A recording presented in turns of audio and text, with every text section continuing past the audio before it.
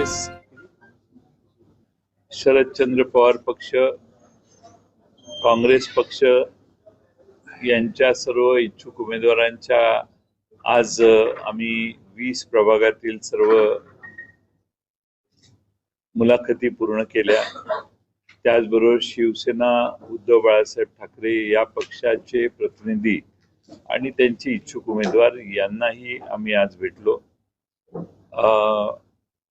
त्याचबरोबर अन्य पक्षांची चर्चा काही प्रमाणात चालू आहे। या बाबतीत आम्ही लवकरात लवकर निर्णय घेणार आहोत। पण आज मुलाखती या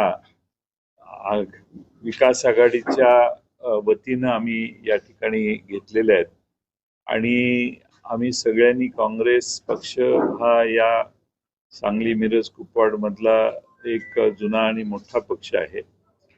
राष्ट्रवादी काँग्रेस, शरदचंद्र पवार पक्ष आणि इतर पक्ष, आमचे मित्र पक्ष हे एकत्रित येऊन ही निवडणूक लढवण्याचा आम्ही प्रयत्न करतोय। शहरातल्या जनतेचा प्रतिसाद तुम्ही सकाळपासून बघतात। फक्त उमेदवार म्हणून आलेल्यांची संख्या आपण पाहिली मावत नव्हती बाहेरच्या खालच्या लॉन मध्ये पण। त्यामुळे फार चांगला प्रतिसाद लोकांनी दिला आणि सगळ्यांनी समजुतीनं आम्हाला यावेळी कोणत्याही परिस्थितीत विजयी करण्यासाठी आम्ही समजुतीनं आम्ही उमेदवार एकमेकाचे ठरवू अशा बऱ्याच साधक बाधक चर्चा झालेल्या आहेत।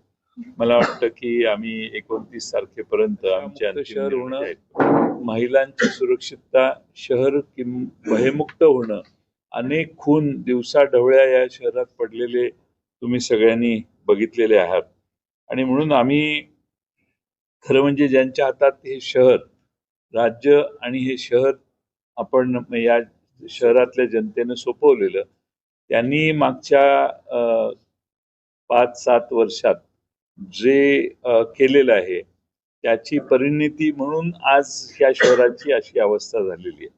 त्यामुळं नुसते रस्ते गटारापर्यंत विकास मर्यादित नसतो, शहराची सुरक्षितता फार महत्वाची असते। आमच्या ताब्यात जर हे शहर दिलं तर या शहरातला कुठलाही कोपरा CCTV कॅमेऱ्याच्या निगराणीच्या बाहेर राहणार नाही। या शहरातला कोणा आणि कोणा याच्यावर आम्ही सुरक्षिततेच्या दृष्टीनं लक्ष ठेवू। या शहराला भयमुक्त करणं, या शहरात जे नशाखोरी आणि नशा वेगवेगळे हे विकले जातात, ड्रग्ज विकले जातात, त्या ड्रग्जचा प्रश्न या शहरात एवढा मोठा आहे की नवी पिढी पूर्ण त्याच्या आहारी जायला लागलेली आहे आणि त्यामुळं ड्रग्जचा देखील बंदोबस्त आम्ही करू। पोलीस यांनी करावंच, पण जनतेच्या सहकार्याने या शहरातल्या ड्रग्जचाही बंदोबस्त आम्हाला करावा लागेल। त्यामुळे हे शहर भयमुक्त करण्याची आणि हे शहरातली जनतेला पुन्हा सुरक्षित दिवस, जे जुने दिवस होते ते पुन्हा आणून देण्याचं काम, आत्मनिर्भर म्हणजे स्वसुरक्षितता कशी करायची याचे ट्रेनिंग करणारे कॅम्प्स देखील आम्ही शहरात कंटिन्यूअस चालू। भूमिका ही स्पष्ट आहे। या शहरातली जनता पुरोगामी विचारसरणीला पाठिंबा देणार आहे असा आम्हाला विश्वास आहे आणि या शहरात जे विकासाचं काम झाले ते आम्हीच केलेलं आहे।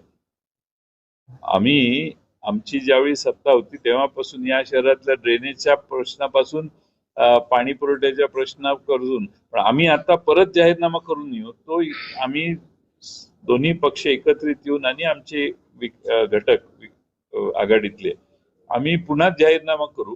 त्यावेळी हे शहर आणखीन पुढे कसं न्यायचं, या शहरातल्या अनेक प्रश्नात काय गेल्या काही वर्षात नुसत्याच घोषणा झाल्या, शहराच्या हातात काहीच आलं नाही आणि म्हणून या शहरातल्या सगळ्या मूलभूत प्रश्न सोडवून असताना राज्यातलं हे प्रथम क्रमांकाचं शहर कसं होईल याकडे आम्ही प्रयत्न करणारे, गद्दारी करणारे या सगळ्यांच्यासाठी काँग्रेस पक्ष आणि राष्ट्रवादी काँग्रेस पक्ष समर्थ आहे आणि पूर्ण ताकदीनं आम्ही त्या ठिकाणी आमचे उमेदवार आज लोक जे आहेत त्यांची कदर करणारी सांगली, मिरज, कुपवाडची जनता आहे।